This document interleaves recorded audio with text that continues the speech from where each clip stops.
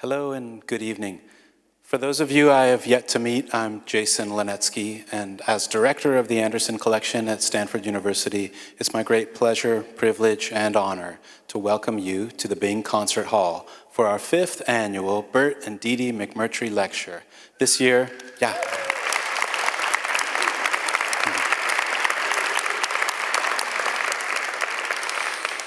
You didn't even wait for the punchline. This year it's featuring Roberta Smith in conversation with Jason Andrew.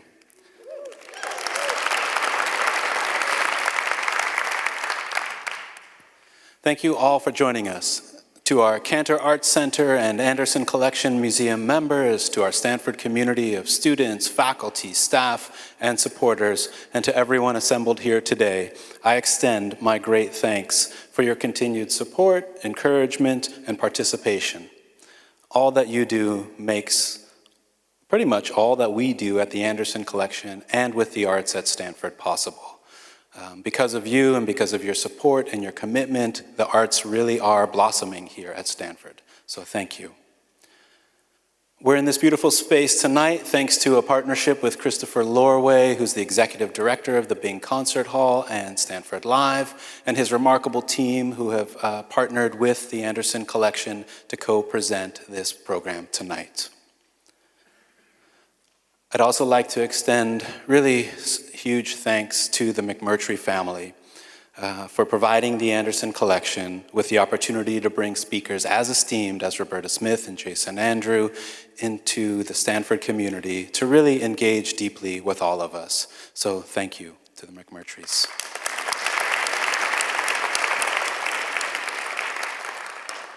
As you know, tonight's event is closely linked to the exhibition Spotlight on Elizabeth Murray, on view at the Anderson Collection until March 25th. Given our incredible fortune to have two people who know Elizabeth Murray and her work as well as anybody, I'm going to let them tell you about her. But I do want to acknowledge what an honor it is to be sharing Elizabeth Murray's work with our public, with our museum visitors. It's been an incredible opportunity to show works both large and small, paintings, drawings, prints, as sort of humble as a presentation it is. I think it really speaks to the capacity that Elizabeth Murray has had and the impact that she can have on so many people. I extend my gratitude to our lenders, to the collection of Harry W. and Mary Margaret Anderson, to the Murray Holman Estate, and to Pace Gallery. Without you, that exhibition would not be possible, and it's been an incredible joy working with all of you, so thank you. Roberta Smith needs little introduction, as there are few art critics as widely read and respected as she. Smith is the co-chief art critic for the New York Times. She lives in New York with her husband, Jerry Saltz, senior art critic for New York Magazine. Roberta's first review of Elizabeth Murray's work appeared in the May 1975 issue of Art Forum, and Roberta has had a sustained and deep interest in Murray's art and has written extensively about her work ever since. As I'm sure you will agree, so much of what Roberta Smith does as a writer is special. Something I have long admired about reading Roberta is how her words make me see. Through them, she provides encouragement and license to really look and to look hard. Her writing is clear and concise, pointed and directed. It's apparent what Roberta believes and where she stands, and whether one ultimately agrees with her thoughtful pronouncements, which admittedly I typically do.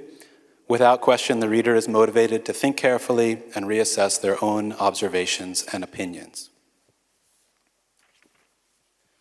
Over the past 2.5 decades or so, Roberta's essays and reviews have introduced me to new artists, exhibitions, and ideas.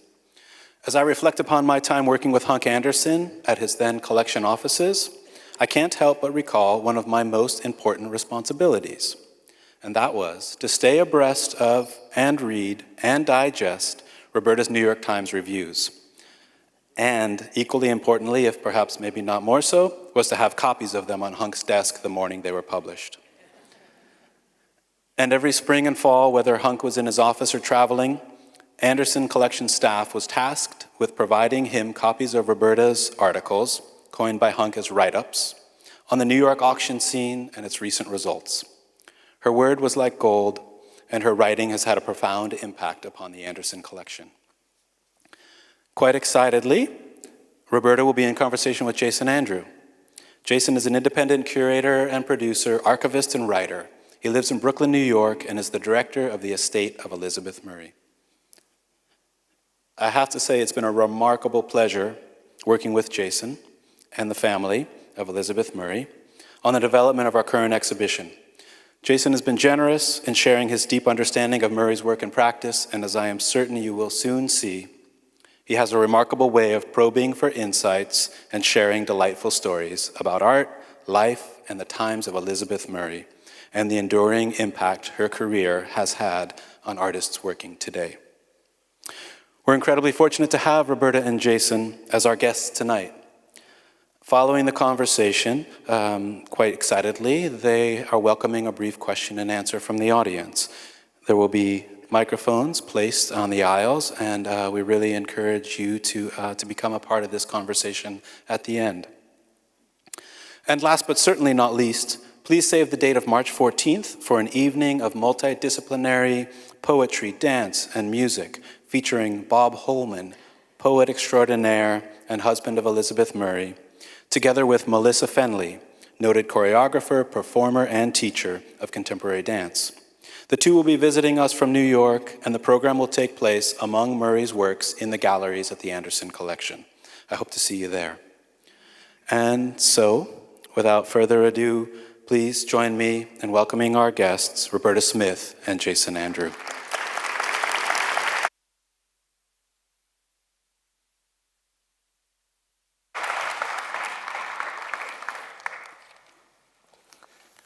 Hi. Hi.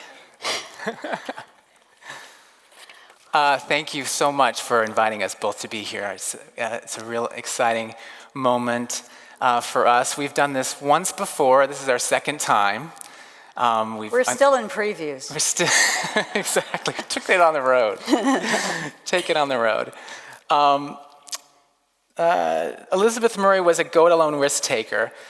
Always intuitive, her work is uncompromising in its abstract imagery, scale, brazen color, yet never lacking for curiously subtle humor. Roberta Smith is one of our leading critics, and I'm totally humbled to be here with her tonight. Can you pinch me so I know I'm here? Roberta was one of the first to review the work of Elizabeth Murray, and that full review appeared in the March 1977 issue of Art in America. And then 30 years later, she would be the one that would write her obituary, calling her a New York painter who reshaped modernist abstraction. Wait, here we go. Let's get started. Oh my God, there it is. This is Elizabeth with the painting called Joanne in the Canyon. It's amazing. Here we go. There's Elizabeth's Rolodex. It was so amazing to find that. So in essence, you, Roberta, were present for nearly every artistic development from the start to the finish, from the beginning to the end. And what I find is amazing kind of rare symmetry between an artist and a critic.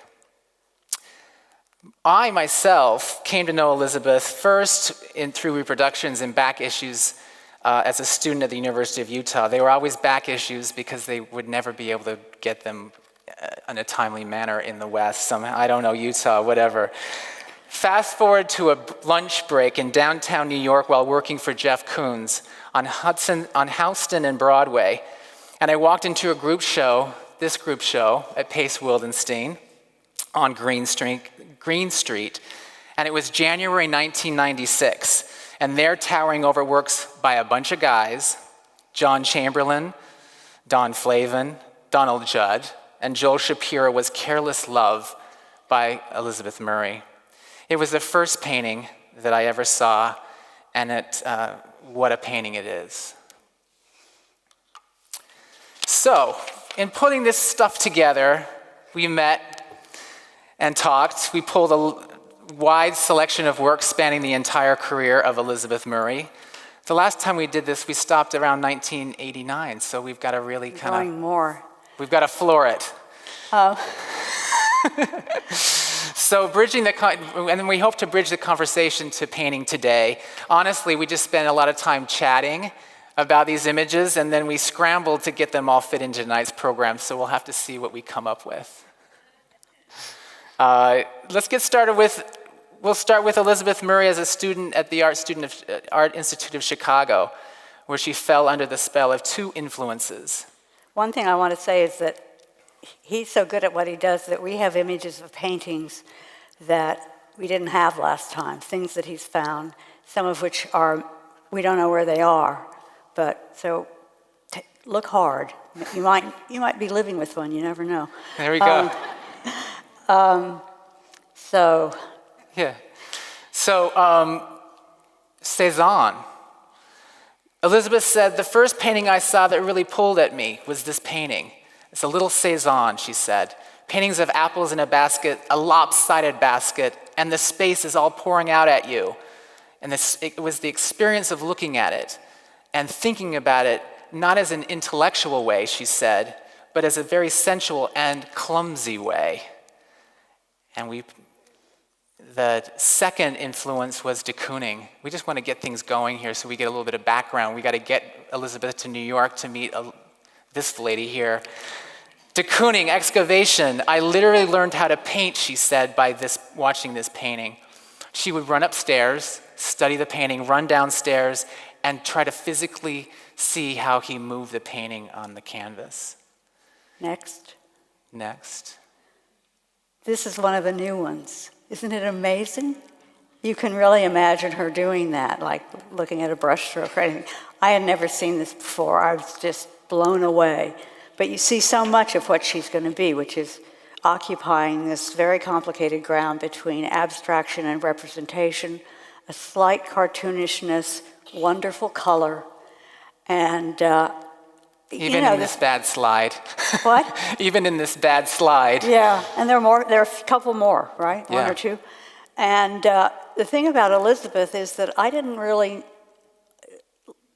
actually learned so much about her. I feel like I'm filling in her career because she was so productive and so bent on her greatness, I think.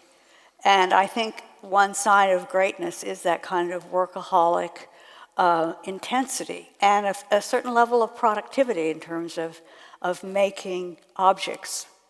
Mm-hmm.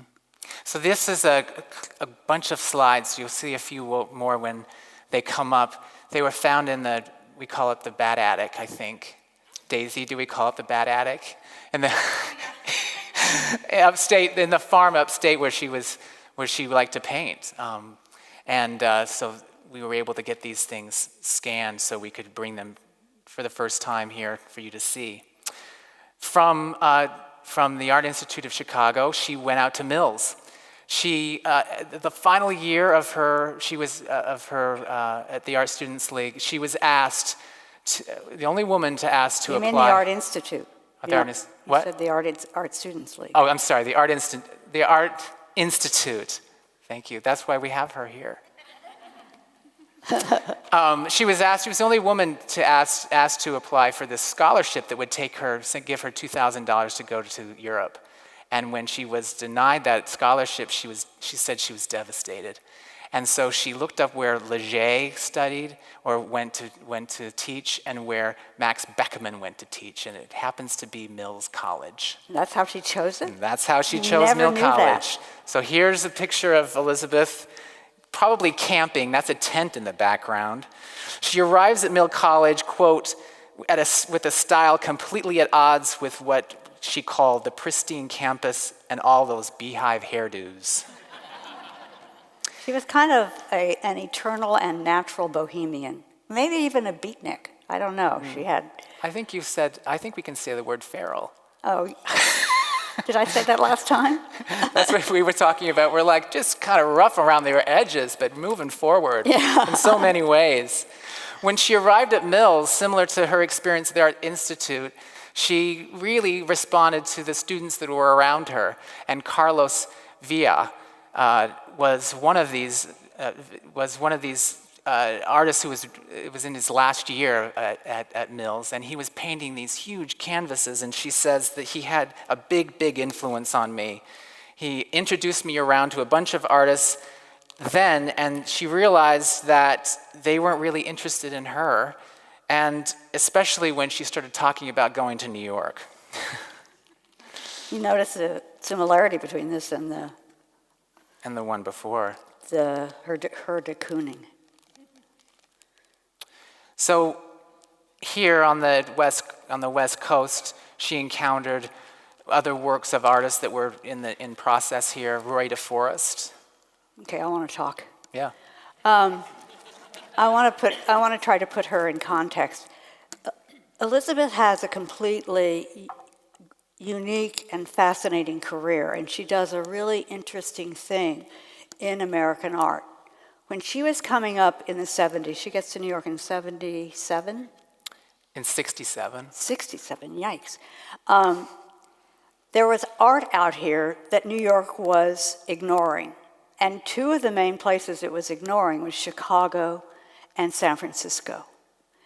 And we referred to it condescendingly, their work, as regionalism, taking that from the 30s and applying it. They were regionalists. It's kind of embarrassing.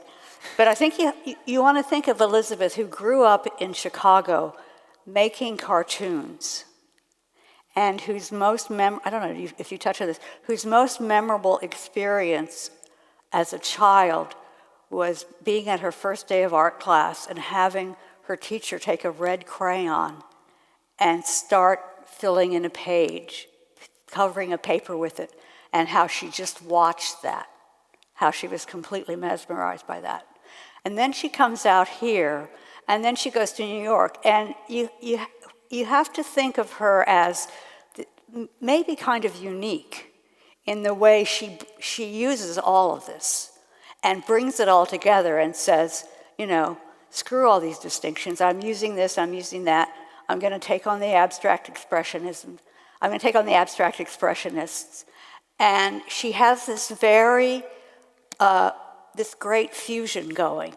And she remains true to each thing in a way. I mean, she wasn't here that long, but the idea of thinking of her, say, with Roy DeForest, or sure, this here. Somebody who's painting in a weird way. You probably remember his surfaces are little squirts of paint that look like chocolate chips. They have curls on them. And he's putting things on the canvas. He's bringing them out into space, and and he has strong color. These are sort of some of the basic principles of her art, and that's it for now. And humor, also. And, I think so. She's encountering like painting and sculpture as painting, and then there was the big traveling exhibition. Let's see, is that on here? There's a big traveling exhibition of Jasper Johns that came to the West Coast, and when it came up to Richmond, the Richmond Arts Center, she saw it, and she said that was the moment when she realized that what painting can do. She said it was just fantastic watching someone using painting is such a structural way, but yet with a kind of humor and a kind of serious all combined. This is one of the slides that we found from... He's sort of like her second Cezanne in a way, isn't he? Like showing that could be done now. Yeah. It wasn't just in the 19th century. So here you see her going big and going dimensional. She's just out of college, and she's sort of laying out these attributes. Those are coffee cans, the circles? Yeah, this is actually tin cans that kind of come, I would imagine they come out in space. And this painting has sort of like fins on it. I don't know if you can see it on the left and the right. Here's another one. This is a great example of the painting inside a painting. She literally would start structuring these paintings and nailing them to each other, as she says. And this is a direct quotation of a Johns painting that we should have here, but we don't. See us next time. Yeah, exactly. We're filling in the gaps here. Where he took a canvas and put it back out against another canvas. We have one more. This one is 72 by 48 inches. And the year? This is 63. It's called Heads and Rainbow. Jennifer Bartlett, who was a fellow student at Mills, said she worked constantly and there was no sentimental bullshit.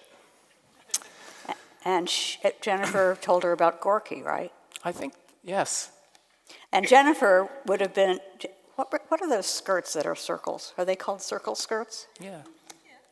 The hoop skirts. Circle No, skirts. there's no hoop. They go like that. They're beautiful.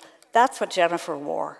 I mean, Jennifer was this, I knew her when she was in New York, and she sort of looked like an incredibly hip sorority sister.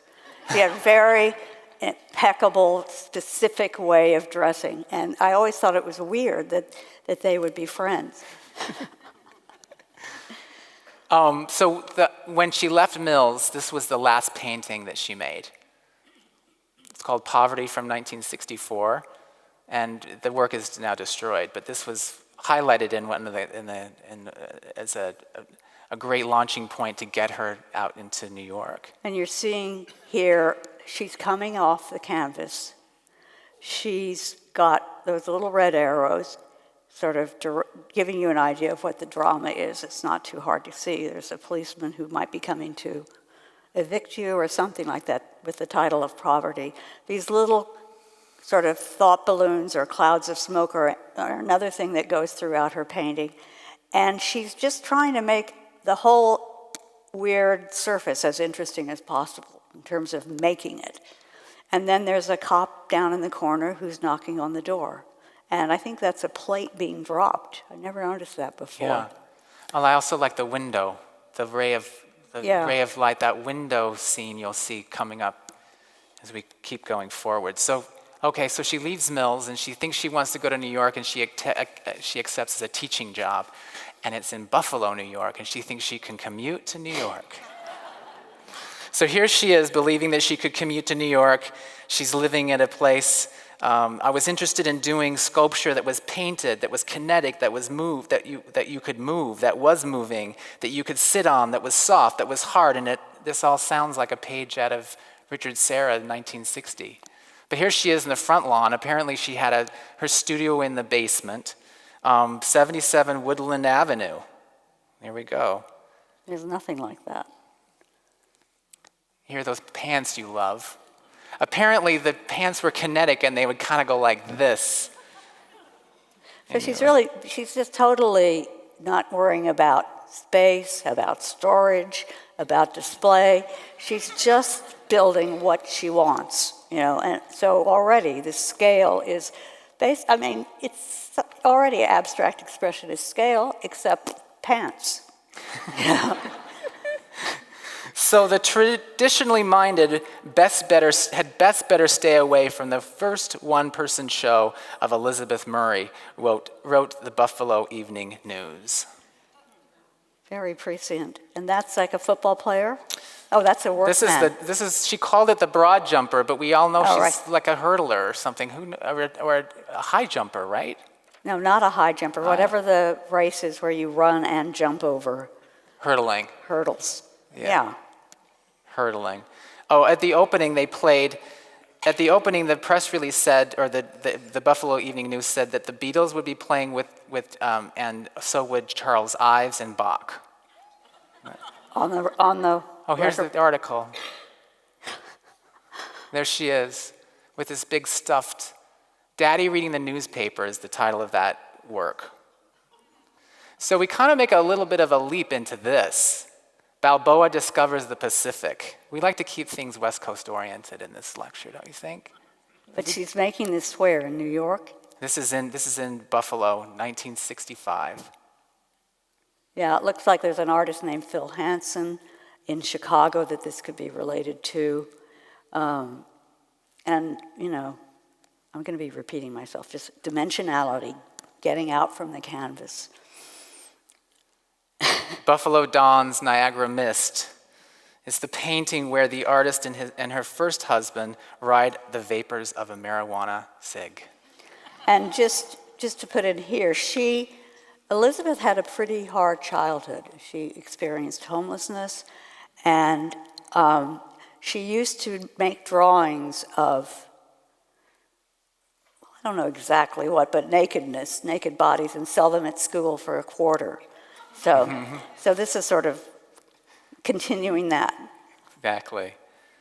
So kind of tying this all back again here, Roberta, you suggested in your 87 essay for the Dallas catalog that at this point in Murray's career, quote, she could have become a rambunctious, not terribly original, regionalist artist, as you said earlier, had it not been for her ambition to come to New York. So in 86, I'm still using the word. Sorry. So sorry. Night Empire here. And that's a real bedspread, right? Yeah. 1967. So I think she's always channeling, the Harry Who junk aesthetic in a way. Mm-hmm. Junk or funk? Funk. Okay. Sorry. I don't know. It rhymes. Yeah. Okay, so arriving in New York, 1967, painting is dead, so we thought it'd only be appropriate to show her in front of the tomb of Delacroix. So when she arrived in New York, the word on the street, she said, was painting is dead. But Elizabeth thought to herself, oh, really? Well, to hell with that idea, I'm painting, end quote. And like your mother tells you can't do something, I'm going to do it. That's what she said. So 67 was about the time you came to New York. Yeah, but I was still a student. It was 68, actually. 68? I met Elizabeth sometime in the early 70s, and the actual facts were contested since we started this. But my memory, I was working for Paula Cooper at the time, and my memory is that I went by myself to see Elizabeth's work before Paula. And that has now been contradicted by Paula. And Paula most recently, even this week, said they went together in the morning, but Paula returned in the evening. But I don't have a memory of Paula being there, and I thought I was there at night. So, but anyway, I remember she lived in this, I guess it's a federal house? Yeah. Little tiny, late 18th, early 19th century New York house. And her studio was about as big as this rug.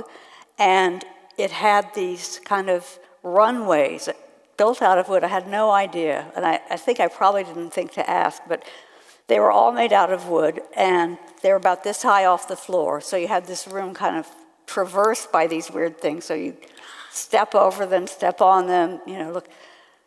And Dakota, her first son, was kind of running around in his diapers. And I just remember looking at, do you have a paintings next? Let's see. She was working small. This Well, is we the wanted 70. to show this.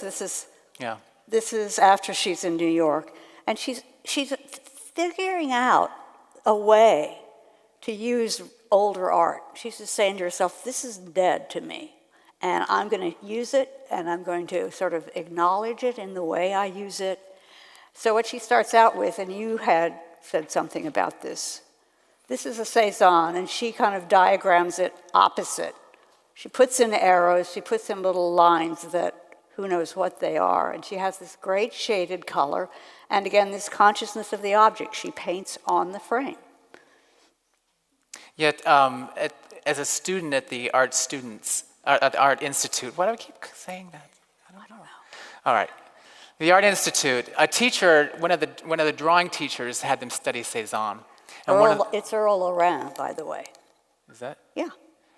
I didn't You told know me that last time. Okay. Okay. So one of the instructions is to draw arrows in the direction that the paint is going. So this is 58 to That's so 62, great. and then we have 1970, and you pointed out the arrows. I always thought that they looked like hats, but they're arrows, directional arrows, Yeah. and they appear again. Should we move on? Sure. They appear again in the outside of this, one of the major paintings from 1971 called Dakota's Red, which was That's in the her first... child, her son, yeah. And this was the first time her work was included in the Whitney. This painting was that painting. She liked to talk about the simplicity, the house as a square, but you get all the connotations and narrative what a house might look like. So, and the moon or the sun rising over the house. And a lot of her art takes place in the house. Yeah. It's sort of domestically oriented, but in writing in one of her catalog essays, Francine Prose wrote, the whole world is domestic, so, don't don't claim that as a kind of feminist terrain. Yeah. And we also have this happening too. I mean, to talk about the domestic, but beer glass at noon, 1971. This is actually in Jennifer Bartlett's collection. So here she's really looking directly at Cubism and what can she do that, and I never noticed the stairs in the upper right corner. Oh my God. Going up that window. So she's getting hints of architecture in there and kind of fracturing her form somewhat. And her paint surface is great. Yeah, it's really important to try to get a really good detail of this painting because I want us to see how chunky and clunky the paint is. You can see that on the margin, right? Then we have this. We got Madame Cézanne in the yellow chair, and we've got Madame Cézanne falling out of her chair by Elizabeth Murray. So this goes back to her cartooning. It goes back to her saying, see, this is important. I can use this. This is material for me. And it's also like, you want a grid? I'll give you a grid. Exactly. You know, turning it into cells, actually, of an animation. Yeah. I was trying to describe images, motion, fragmentation. A lot of those ideas come out of John Flagg's paintings, she said. And then we get to here, Heartbeat, 1973, and Mobius Band, 1974. This is the most minimal she gets, I think. She sort of, pushes color aside and starts making these things that have, I think Heartbeat is wonderful. I always thought it was the carriage of a typewriter. But if anybody remembers what they used to look like. This was after we went to her studio, whoever went whenever with whomever. But what I remember about looking at that painting, and the ones with the triangles that are kind of a messy yellow with an ochre outline. Giant maidens. Yeah, giant maidens. They were small, but they were called giant maidens. And I was looking at this surface and just thinking, what is going on? Nobody has a surface like this. And, her surface is a constantly evolving thing. And at that point, it was kind of bristly, kind of like it actually was sort of like Roy DeForest. She kind of was painting in a way where the paint almost seemed like it wanted to stand up. And I don't know. I just remember being there with my nose sort of almost on the painting. And these are two paintings, one of which is missing, that I had never seen before. And I just think they're amazing. They're small, so you could walk off with them. And they're just her, she's going from working with line in a kind of predictable or a clear kind of flat way to all of a sudden seeing line as reverberation, as movement. And she's starting to put in different colors without isolating them. And one is called Tulips. Both of them are kind of in a group of small paintings she called the Tulip Group. So think about which one you'd want to take home. Yeah, which one? There you go. 1974, she has her first, and Paula Cooper invites her to join the gallery and has a two-person show with James Deering. Yeah, had she joined then? Okay.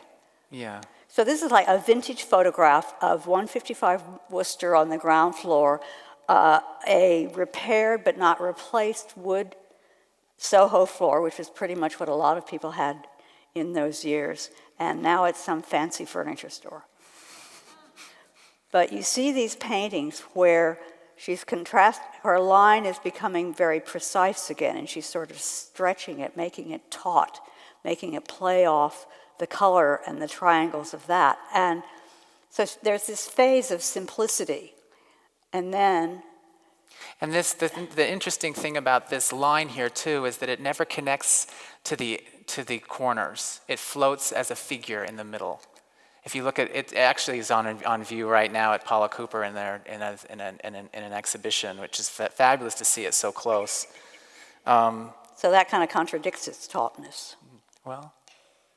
And you can see, I think she might be starting to use a palette knife and taking advantage of the fact that oil paint, which she doesn't start using oil paint until she gets to New York. That's right. And that's a huge change for her in terms of her relationship with her material, because it's a much more intractable, difficult to work with material, and it slows her down. So she is thinking more, is with these things more as objects. So first you have the little kind of prickly thing that I saw in the studio, and then she starts taking advantage of the fact that oil doesn't always dry evenly, and she's probably shifting her medium. I don't know. I don't know enough, but a conservator would. Yeah, she didn't use dry pigment. She used just oil paint straight from right, pearl but paint. you can mix it different ways and ratios so that it's matte or shiny. And it's actually a really great point to bring up too. There's another painting in this series called 1 and 2 and 3. And the painting I went to see it, and it's in very bad condition because of the layering that she was trying to figure out. This is like the moment. And this painting was actually painted in 1974, and then Paula bought it from the show, and in 79 or 78, she asked Elizabeth to come back and fix it because it had cracked. So you're seeing, that's a good point, that's part of the moment trying to decide what's happening. Here's the first one-person show of Elizabeth Murray at the Paula Cooper Gallery. She's 36. Southern California, keeping our West theme going. Are we winning points with that? This was actually the actual painting that was accompanied Roberta's review in 1977 in Art in America. So all of a sudden she's starting to inflate things. And go back a minute. Yeah. And shapes can have other shapes on top of them. Right around here, the next one too is one of my favorite paintings. And it's also not that big. I always think about size. Paintings are meant to be lived with. So. The thing I liked about this one too, it may be hard to see, but the bottom of the canvas shifts and the top shifts away from it in the opposite direction. So it's not a perfectly straight rectangle. She's got a. And you think that's deliberate? Deliberate. Wow. Okay. I do. There's our painting beginner. So she sort of knows what's going on, that she's on to something and that it's just starting for her. And in your review in 1977, you say, the abundance of personality make it look like Murray is working backwards from abstraction towards representation. Not in terms of image per se, but in terms of energy. Some shapes seem ready to jump right off the canvas and strut away. Wow, I didn't know I wrote. That's the thing you do as a critic, is you tend to repress everything you've ever written. At least as a weekly critic. Another show at Paula Cooper, which brings us to Children Meeting, 1978. This is in the Whitney, and I really think it's her first masterpiece. And I have a funny story about the title. Can I tell it? Sure. Okay. So I recently met a woman who knew Elizabeth and was a parent in a group called Children Meeting. It was down on the Lower East Side, and the parents would all get together and they helped, kindergarten or preschool their kids, and it was actually city funding. According to this close friend, a few parents in the group decided that at one meeting they needed to resolve an issue with a biting child. So they would go around the group and each one would say, speak their concerns about how they would deal with this child. And the last person to speak was a woman named Ruth Ann Skippen. And when it came time for her to speak, she rose up and in the middle of speaking was struck down with a stroke and died. As if by lightning. By lightning. Oh my God. So it was a horror. She says it was in horror. She said that Elizabeth said that she painted this in honor of Ruth Ann. It was in horror of the whole way in which she died, in the middle of children meeting in her own house. So, well, I don't know if I'll ever look at that painting again. Worse and worse. I always thought it was just two children meeting, and kind of the energy that they have and how crazed they can be, when you have more than probably two underfoot. All right. This is the White Street Studio, circa 1978, 1979. And here's the painting, sea painting. I'm going to go back so you can see it again. It's on the far wall. So that was going to be an entirely different, and there's Yeah. a window and a beam of light coming in. Yeah. Probably that was going to be a figure, that white thing, or a presence. Heart and mind. I am a painter, and these canvases become an arena to paint. They are the campus, my canvases are like the world, she said. And here she starts this real opposition of, the geometric and the biomorphic, and this kind of implicit, buried, figurative quality that continues through a lot of things. Here we go. Mouse cup. I've got to see this painting today for the first time. It was fantastic. And you see the hand coming out of the cup, so suddenly you realize it's this tremendous depth. Liquid that swoops wildly out of the lurching up in mouse cup also forms a six-figure hand, rather like a rubber glove. As it spills, it curves around, reaching up to the cup's handle, and in an attempt to simultaneously stop the forward spin, flattening the painting to the wall and restoring order. You wrote that. Nice. Thank you.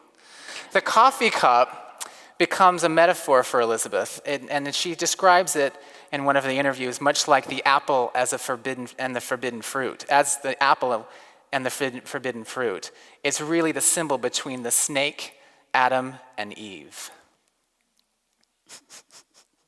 The serpent was offering a cup of coffee. Here we have Painter's Progress. This is one of the epic paintings of the shattered 19 parts. I never really liked that painting. It's my favorite, that's why I put it in there. I think, Let's look at it again. well, one of the things I've been thinking about with Elizabeth is that Dana Schutz has a show up in New York right now, and I was just thinking about these women painters who deal in this combination of ugliness and beauty. So you're kind of put off, and then you have to work your way back in. And I don't know that there's a real tradition, but I would go back from Dana, and Charlene von Heil also makes these really unresolved paintings, or that feel unresolved. And a woman named Donna Nelson, who is one of those really good painters who's still working and showing, and nobody knows about. But it's Somebody knows, right here. Good, thank you. And then the other person I was thinking about was Lee Krasner, in that there's always a tension, a kind of awkwardness in her work. And I think I don't know what it has to do with women not painting as much, or the fact that they're taking over, or, that they're unafraid of something. So in your article for the Village Voice in May 1983, the title was called Healthy Egos, and you pitted the work of Elizabeth Murray, which is this show at Paula Cooper, against that of Julian Schnabel, who was showing at Leo Castelli, and Francisco Clemente, who was showing at Mary Boone. Unlike Schnabel, quote, Elizabeth Murray gives you room to hear yourself think or watch yourself see. Unlike Clemente, she gives you something to look at other than herself. The fifth show of her career is one of her best and the most even-keeled performances to date. And it's a real breakout show because she's starting to layer the shapes. So she's making a painting out of paintings. We can see the abstracted beer glass appearing again in an upside-down table. This is a little bit harder to see, but the beer glass is still sort of centered image. This is two canvases, the Cleveland Museum, keyhole. So neo-expressionism was starting, and Elizabeth said, honestly, she thought that she was going to be the leader of the pack. Ha, ha, ha, she says, as delusional as I was. And there these guys were. It was so amazing. After all this feminism, the boys were back in town, and the women were told, "Go back to your places, girls." Sail away, baby. This one she describes as a portrait of her family. Daisy hadn't been born yet, but she still considers it the portrait of her family. And here we go with another show at Paula Cooper from '84. Where she penetrates, we now are looking at white wall in the middle of both of those paintings in the background. Here's a good way to take a look at that. All right. And it just gets more and more complicated, and you become more and more aware of the painting as an object. But I just want to point out that you never really lose sight that you're looking at something that was very intensely handmade, that is really painting. I think she takes it just to the brink and, gives you a painting that I think of as a kind of dimensionalized cubism that relates to your body quite literally. I don't know, I have something else to say, but I'll say it later. Yeah. So this is... In the Village Voice you wrote, Murray continues to pulverize, distill, and enmesh her surfaces, or her sources, fitting together personal imagery with a kind of psychological subject matter which reaches back to Munch, Miro, and Picasso's surrealism. This is a dog. Yeah. He's sort of sleeping, but not really. Yeah, it's hard to see the dog under the table. We also like the comparison of the dog and Elizabeth's under the table. So you've got Picasso's three musicians on that side and Elizabeth on that side. The dog is really hard to see, but you can sort of... Elizabeth was more sympathetic to the emotional range of Picasso. She stated, Picasso is harsher, stronger, more abstract. I love the little tail in the Picasso sticking up, though. All right. Okay, can you hear me? 9 parts.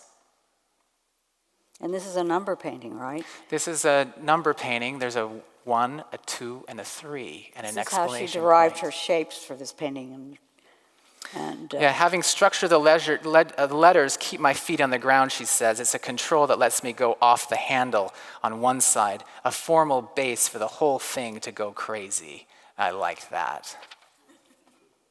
And then one of your favorite, Not Goodbye.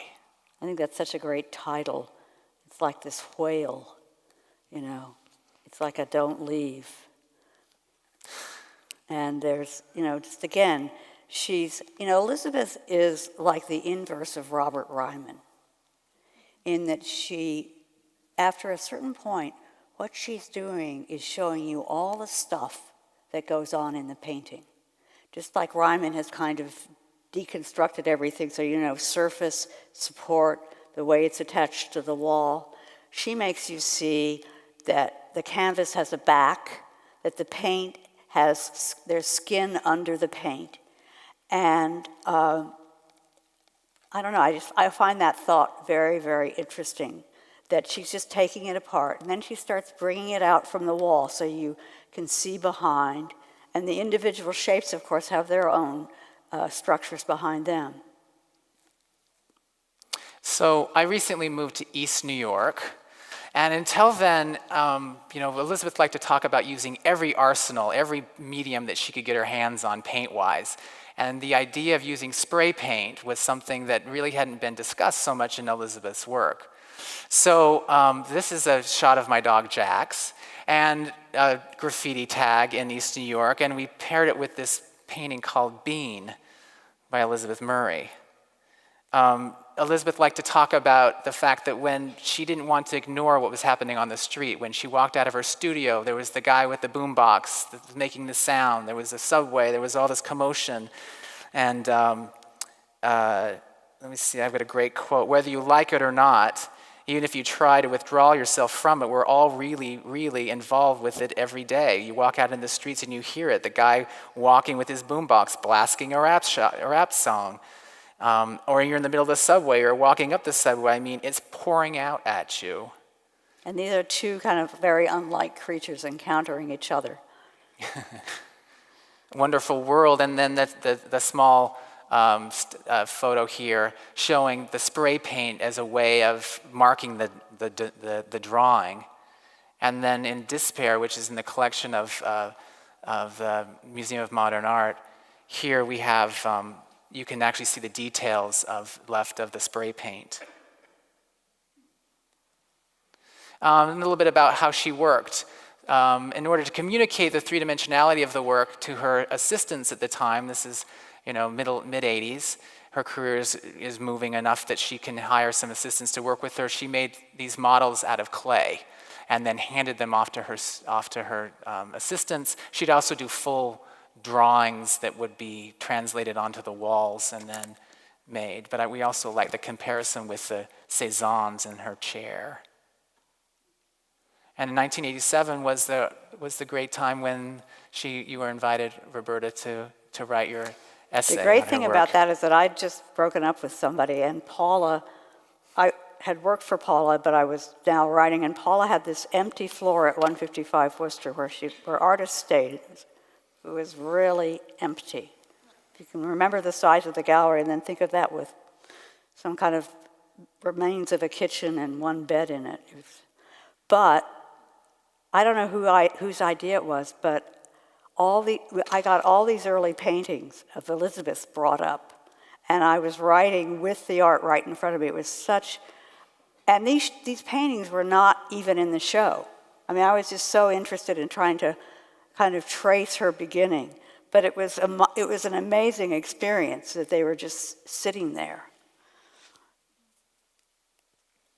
Here she is in their studio.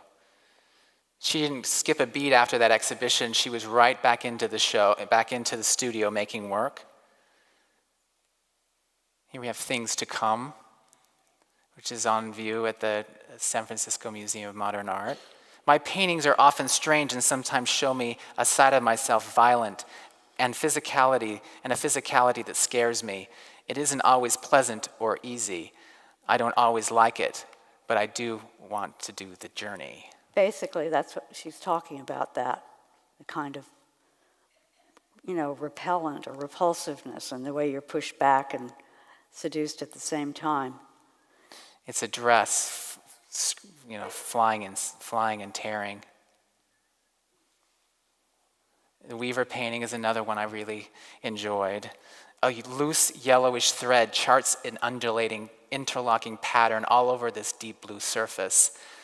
That these intricacies owe much to Islamic tiles and vases seems appropriate to the implied ceramic broken up cup.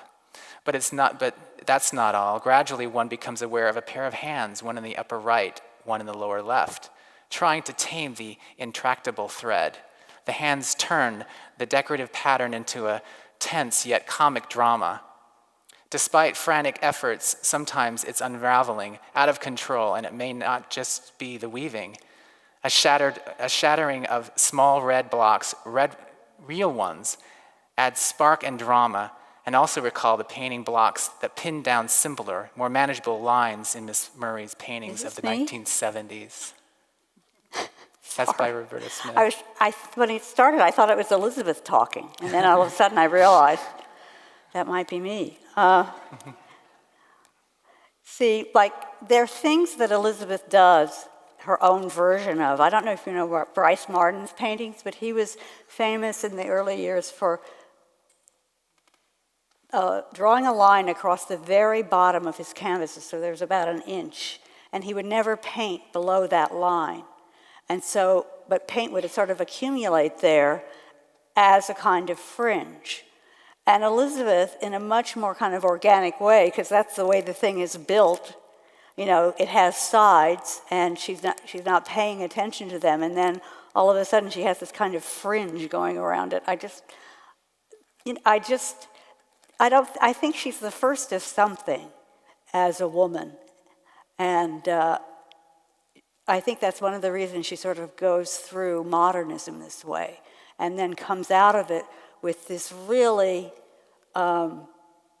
very clear development where you're always looking at the shapes, the painted vocabulary, olive oil, and I love this painting. And she, here she sort of says, okay, well, maybe I'll go back. I'll consider rectilinear canvas.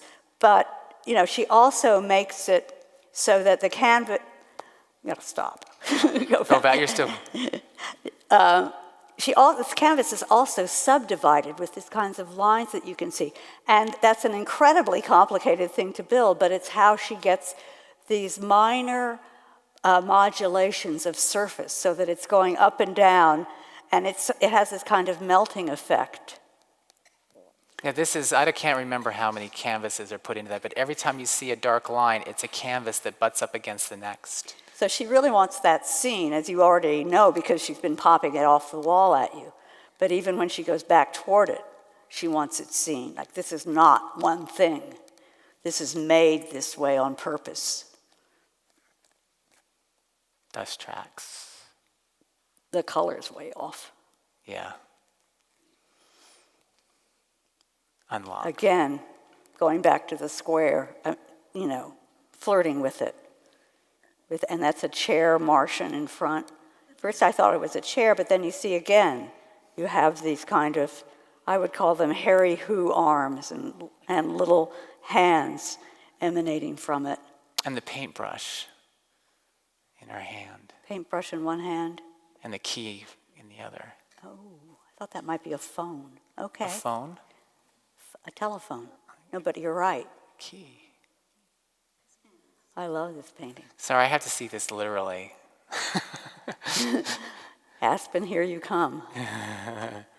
So in 1994, you wrote, Elizabeth Murray's faith in the complete malleability of paint and painting continues unabated in this impressive show. Over the course of only 5 canvases, she puts her art through its paces, going from flat to shaped surfaces and shifting her semi-abstract narratives from human to animal to architecture, all without skipping a beat.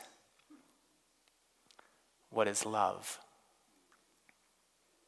So she just adds a little bit to the rectangle here, and then anthropomorphizes the bed. Rain painting.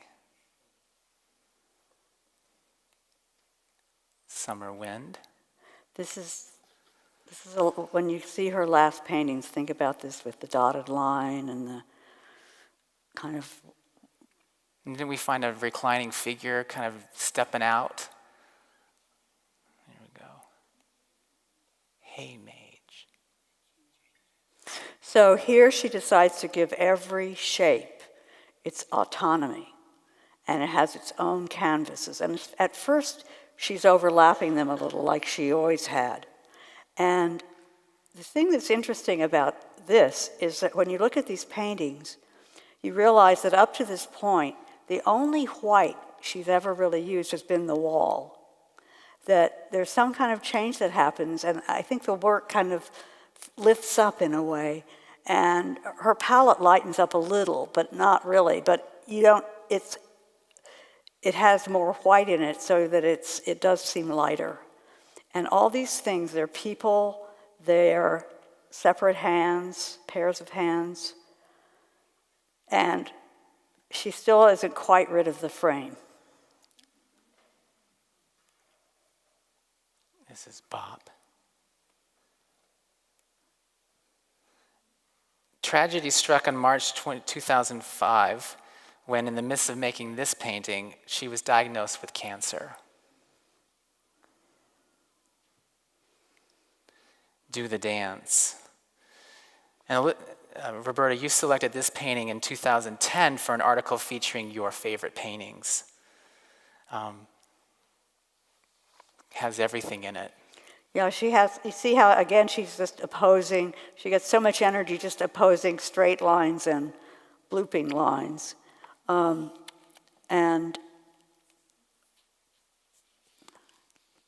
you don't know how much suffering is going on in this painting. Like, I start to see medical things and spinal cords and a figure with lots of things in its head, or then maybe that's a tray in a hospital room.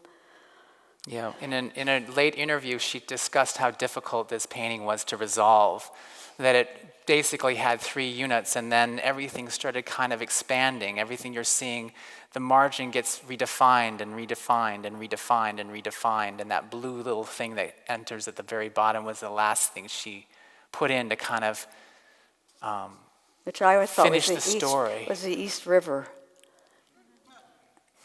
Partly because So there's clean. so many hospitals over there. That's right. I hate to say it. The last painting that Elizabeth made is this one, Everybody Knows, 2007.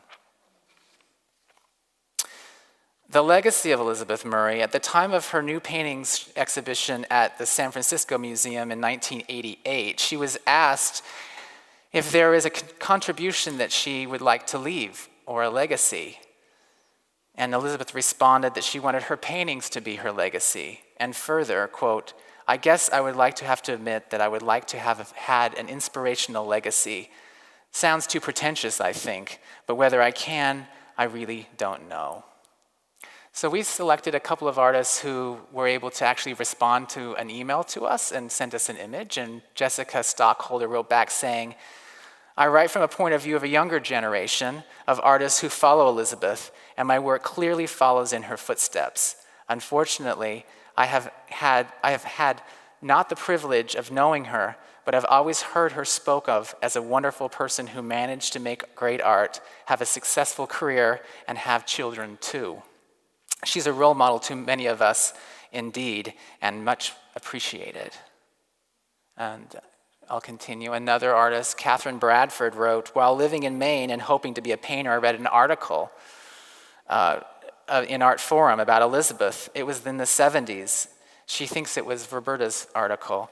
And the article addressed her ambition, originality, and concluded that here was a woman making abstract paintings that, quote, count. Eventually, I saw the painting she did of her toddler daughter, Sophie, crawling, and that did it for me. At that time, I had twin toddlers crawling around, and there was this woman painter, sane, with children, widely admired. I thought of her and think of her every time I climb my stairs to the studio." E.J. Hauser, another young painter that just finished a one-person show at the Derek Heller Gallery. "One of the biggest things for me about Elizabeth's work, besides my love for the weird, difficult, demanding beauty of her work and the ideas inside her, is her singular, unique voice." And we had a lot of fun pairing up these two paintings. Jesse Reeves. That's not a painting. The sculpture with Elizabeth's painting. That's actually furniture. Furniture. This young artist hails from Portland, Oregon, originally studied furniture design at RISD, and then she dropped out, went back and got a painting degree. She uses sofas, chairs, ottomans, tables, bookshelves, bookcases, and she imaginally remasters existing furniture, similar to like what Elizabeth was doing, reimagining what painting is. The last painting we wanted to throw in here is this crazy one. This is Dana Schutz, called Mountain Group. Dana Schutz always has a big, she seems to have a kind of warhorse painting in each show that is about being an artist. And this show is it's also very clear that she's kind of apprenticed herself to Philip Guston, who's up there grabbing that rock. You can see the comb over. But you can see this energy here where it's packed together, and instead of individual canvases, she's going back to the square canvas and giving you this kind of compression of bodies and planes of paint and these different techniques. You know, when Elizabeth had her show at MoMA, I was disappointed in the response. And among younger artists and things. And maybe other people didn't have that feeling, but now it feels so different. Like she is so out there in the vision of younger artists and seen as somebody to learn from. And her combination of traditional painting with this kind of deconstruction and expose of the object, it's just, I don't think there's much like it. And I think there's something that historically she did something that hadn't been done by women. She really took on art history, and she really took on her contemporaries. And in her own way, it's very competitive out there, but she really won. She won from the beginning to the end. There are just so many paintings that you want to look at and explore, the shapes, their surfaces, the painted shapes.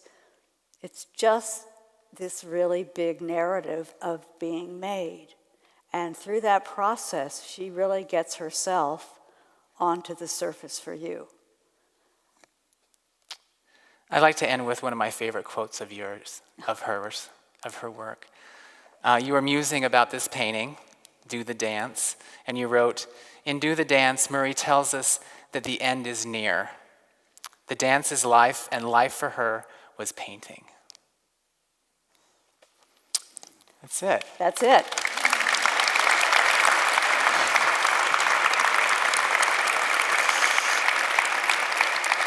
So I think we'd love to take some questions. I think we've got we can take some questions. You have to get out by 8. I think they're going to tell us when we have to stop. Okay. Hurry up with questions. Yeah. Okay. How did she make those canvases that weren't rectilinear? She had a bunch of people who made them, including at one point Robert Gober. Is that Robert true? Gober did her story and the few of those paintings from 1984. Yeah, but she'd work them up with the clay. There'd be drawings, and then the clay would be a three-dimensional model, and they'd start working from that. And don't you think the process was a little peculiarly fluid for? Yes. Like she didn't, you think like you have to commit to this structure and this arrangement of three-dimensional shapes, and that would be it. But Yeah. she would sometimes say, "We're going to take that off," or "We're going to," She still wanted, even though as she moved into those constructs, I would encourage all of us to go if you haven't seen the show at the Anderson Collection, because there you really get to see the ins and outs and the makings of it. She's not afraid to show you exactly how they were made. And we can sit and sort of describe all of the ways that they were constructed with the canvas and the stretcher and things like that. But really, she wanted you to see that this was paint on canvas. Yeah, and just to say one other thing, like I'm going to tell a story out of school, but Frank Stella hates her work. And he likes to say he's actually had 3 retrospectives at the Museum of Modern Art, his 2 and Elizabeth's. But they are completely different artists, and I find it weird that he wouldn't see that. She is still continuing with these things as painted, handmade objects that have a very basic relationship to the wall, to its whiteness, and it's completely unlike what Stella has been doing. She always kind of tried. She hated that comparison actually, and said that Stella's not interested in painting. I'm interested in painting. Another question? Sure. So you've been focusing so much on Elizabeth's painting, but she's also a fairly prolific printmaker. And I'm curious if you could talk a little bit how her printmaking is sort of different and captures some different qualities than the traditional painting did. Sure, I can speak to that. I haven't even started to think about her prints. Sorry. It is. She's interesting. She's very interesting. It's a great question you bring up because she wanted to explore painting in all the ways. And the printmaking studio, what she was doing with printmaking, what she was doing in her actual studio, it was seamless. She would move fluidly in between each. And there's a great example of that in the Anderson collection right now. It's called Shoes. It's the first major print that she made with ULAE, and Bill Goldston tells this great story about he went to the studio to say, let's do a print together. And she said, okay, and he walked in and he saw what was going on and said, we can't make prints we're like gonna, that. we're gonna change the way printmaking is made right now. And Elizabeth said, give me the night. And she spent the night working on this, cutting, taping, connecting, opening, slitting, folding. And what you see up there is almost an exact replica of what she made that night. So it changed the whole process of what that was about. There's actually a great show that we would love to do, which is called Painting to Prints. It's seamless. Paintings and prints, it's the same seamless process for her. And just one more anecdote. We went out to ULAE because she pulled a lot of additions to see what color was working. She would draw back into it, go it again and again. So each state has like 30 or 40 examples of that, and each one of them is drawing. It's drawing and it's painting. So it's almost like we were trying to kind of cull the batch and kind of pull back on what we wanted to keep, and we ended up like keeping everything, because everything was unique. Everything had that unique expression, painterly expression. Go ahead. Hi. It seems like clearly there was a big change in her work sometime around the year 2000, 2001, at least from my perspective. I'm curious if you know what happened, and I'm actually curious if it's related to 9/11. Because one little personal tidbit I have is that I was at the San Francisco Art Institute at the time, and she was supposed to come and teach right after 9/11, and then she didn't come. She was too afraid to fly at that point, and I'm curious if any of that led to that later work that she did, the change in the palette and the kind of smaller pieces that were more maze-like. More fragmented. Yeah, exactly. That's an amazing question that I've never really thought about. I just see it sort of as organic coming out of, that the shapes there could be smaller shapes and they could all have their own little story and be fit together. But I can speak to the fact that they watched the Twin Towers go down. They lived on Duane Street.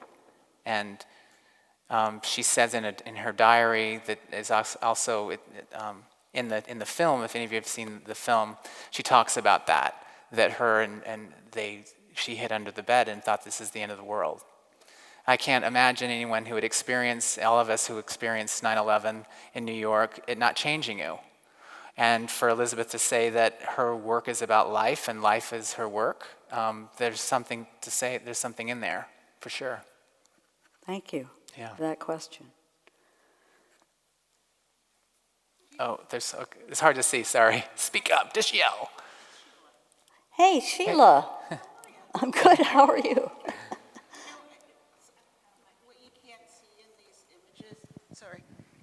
What you can't see in these images are some of these like really complex curves and the reality of the physicality against these trompe l'oeil drop spaces, and it's very confusing because you've got a hole here and that's flat, and then you've got this complex curve coming up, and it made me think, this is a very strange microphone, but it made me think that it's like a kind of early relief work, like Gilbarty's doors or the baptistry doors, or some of the complexity of how things come on and off the wall. And yes, it's painting, but the Well, it's also a painting. What she did was she also changes the relationship between the viewer's body and the work of art, because she doesn't put it quite in your space. No, just makes me think of like Renaissance. You have to start moving to see the whole thing. Yeah. I'm sorry, that's not a question, but. That's okay. Okay. No, I think you're right. I would say yes. I mean, like what Roberta said earlier about old paintings being new for her. I mean, she went to the Met a lot and she studied that stuff, and she really knew her art history. She knew what she was referencing and knew how she had to know that so she could take painting into a direction that she could. She knew what she was using. Yes. I mean, I think one of the most interesting things right now that sort of happened over the last 10 or so years is the feeling that things aren't really used up. That artists of a certain stature can go back and take things and use them either in a completely digested way or more obviously. This is anathema to what was going on in the 60s, where you were really supposed to be just making these objects. And old art was great, but as Judd said, or Stella, what's the point in doing it over again? Well, that's a cynical way of looking at it. There is a way that you do it over again, or you add to it, and it's by definition different because you're doing it, not somebody, for the next salon. I just want to thank Roberta, thank Jason.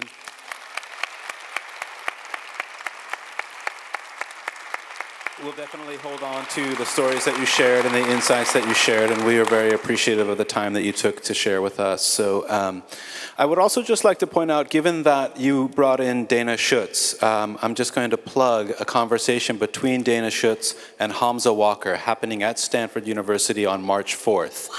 So keep an eye out for that, and maybe we'll beam you both in at that time. Are you going to live stream?